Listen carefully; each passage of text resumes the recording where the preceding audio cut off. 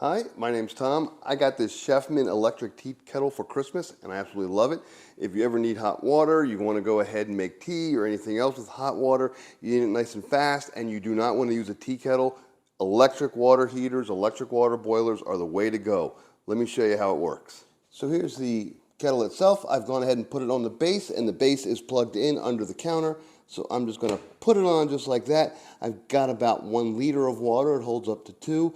And I'm just going to go ahead. I can fill it up. By the way, this just comes off. You can fill it up under a sink. You can obviously walk around with it, go fill it up by the sink, come back over, plug it in. You do want to have the top on. And then this little button over here, I just press it.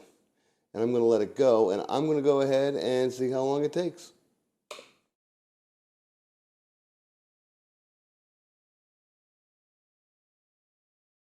Big rolling boil there, nice and hot. 2 minutes and 15 seconds, 2 minutes and 20 seconds.